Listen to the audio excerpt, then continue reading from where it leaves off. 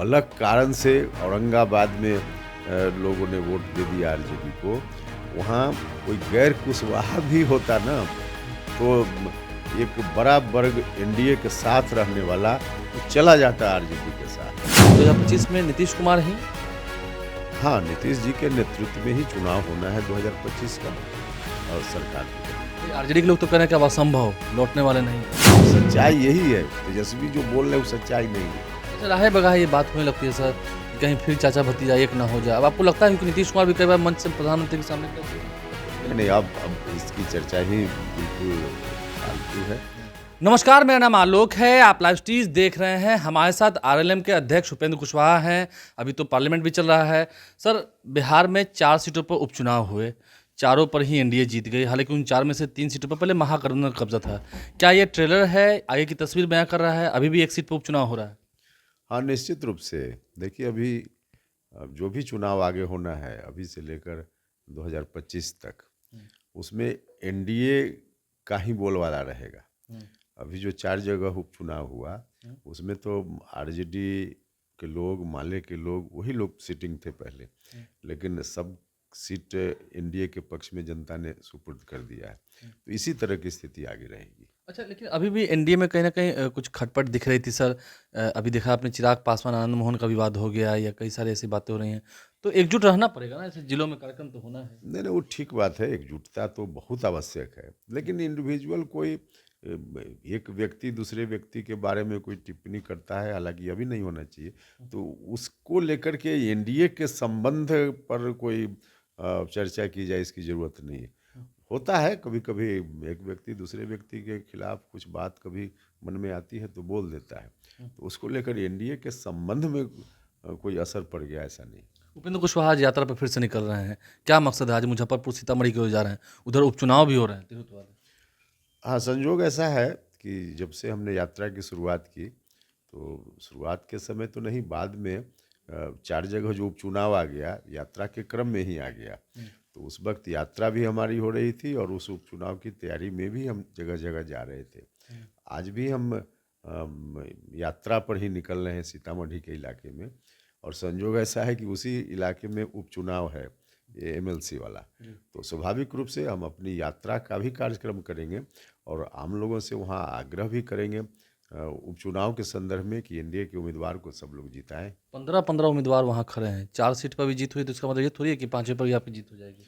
100% से ज़्यादा गारंटी है वहाँ। 100%। बिल्कुल, यहाँ जो 4 सीट थी जिस पर एनडीए जीता, कई जगह थोड़ा डाउट भी था, लेकिन अभी जो उपचुनाव हो रहा है एमएलसी वाला, उसमें तो बिल्कुल डाउट नहीं, 100% से ज़्यादा जीत सुनिश्चित है। लेकिन वहाँ तो आपके ही साथ लंबे समय तक रहे। वहाँ पर एक एनडीए के थे, पूर्व एमएलसी रामेश्वर महतो अलग हो गए, अब एनडीए का ही खिलाफत कर रहे हैं। तो ऐसे में कुशवाहा वोट में तो डेंट लगेगा ना फिर। नहीं नहीं नहीं, बिल्कुल नहीं, उससे कोई अंतर नहीं पड़ना है, कोई अंतर नहीं पड़ना है। अच्छा, आपको नहीं लगता है कि कुशवाहा कार्ड जो इस बार खेला गया था आरजेडी की ओर से, ये 25 में भी अगर खेला जाएगा तो कुछ अलग समीकरण दिखेगा? कोई कार्ड उड नहीं चलने वाला है। एक्चुअल में जो कार्ड की बात की जा रही उधर भी, उसके पीछे की सच्चाई यह वह नहीं है जो लोग चर्चा करते हैं। वो अलग कारण से औरंगाबाद में लोगों ने वोट दे दिया आरजेडी को। वहाँ कोई गैर कुशवाहा भी होता ना तो एक बड़ा वर्ग एनडीए के साथ रहने वाला वो चला जाता आरजेडी के साथ।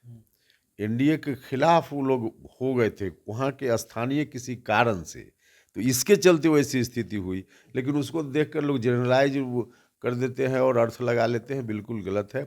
और बाकी काराकाट और इधर जो हुआ सासाराम और बक्सर इत्यादि में, वो तो सब लोगों को वो विदित तो ही सबको है। मालूम है क्या छल था। चलिए 2025 की हम बात करेंगे। 2025 में नीतीश कुमार ही। हाँ, नीतीश जी के नेतृत्व में ही चुनाव होना है 2025 का और सरकार भी बनेगी। नहीं, आरजेडी के लोग तो कह रहे हैं कि अब असंभव, लौटने वाले नहीं हैं। लालू प्रसाद भी पूरा जोर लगा रहे हैं।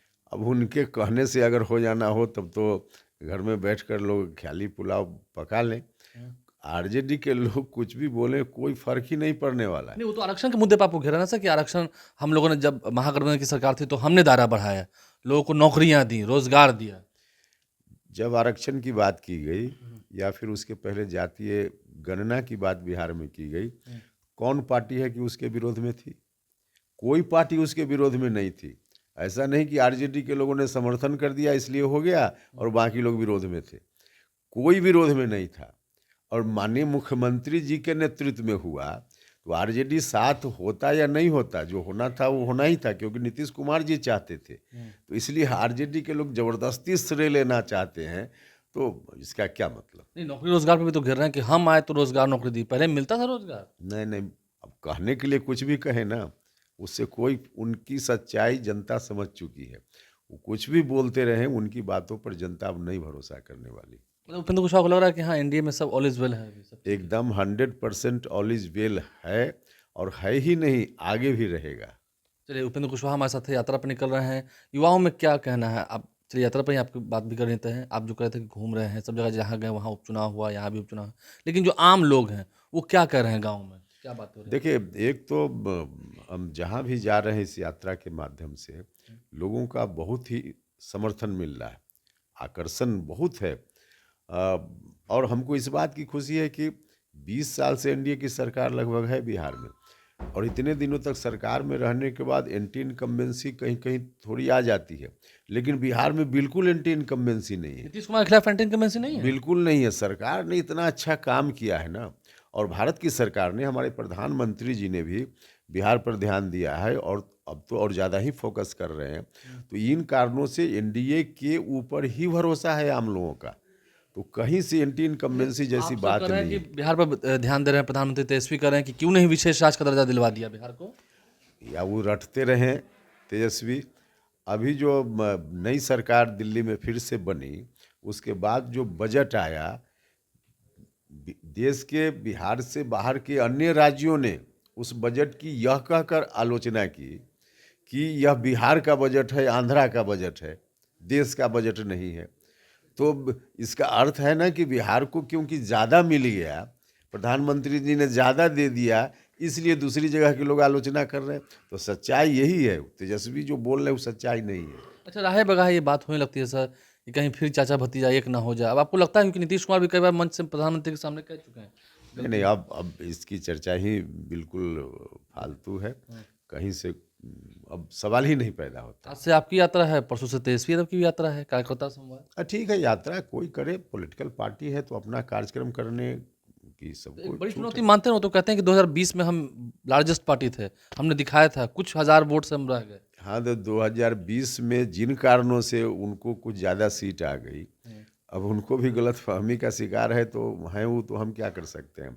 उस समय लोजपा भी एनडीए के अंदर रहकर जेडीयू के खिलाफ चुनाव लड़ रही थी, और हम लोग भी अलग थे, एनडीए के खिलाफ थे। यानी कि उपेंद्र कुशवाहा और चिराग पासवान के दूर रहने का नतीजा हुआ कि तेजस्वी को लार्जेस्ट पार्टी बना दिया। हाँ, निश्चित रूप से वोट का जो डिवीजन हुआ कई जगह, इसके चलते आरजेडी के लोग ज़्यादा उस समय जीत गए। इस बार लोजपा भी मजबूती से एनडीए में है, हम लोग भी मजबूती से एनडीए में है, तो पुराना कारण समाप्त। तो अब कहीं से सवाल ही पैदा नहीं होता है कि उतनी सीट भी नहीं, कहीं से नहीं इस बार उनको मिलने जा रही है। जितनी थी उतनी भी नहीं। उतनी भी नहीं, उससे आधी भी मिल जाए तो समझिए कि बहुत है। उपेंद्र कुशवाहा हमारे साथ है, खुलकर बातें की हैं, क्या कुछ बिहार का माहौल ये समझाया, और एनडीए में भी सब कुछ ठीक है। तेजस्वी यादव को भी चुनौती दी है, जितनी सीटें पिछली बार लेकर आए थे उसकी आधी सीट भी अगर इस बार आ जाए, यानी कि पिछली बार 81 थी, इस बार अगर 40 भी हो जाए तो एक बड़ी बात है, एक बड़ी चुनौती उपेंद्र कुशवाहा की। हमारे चैनल को सब्सक्राइब कर लें, साथ साथ फेसबुक पेज भी लाइक करें। धन्यवाद।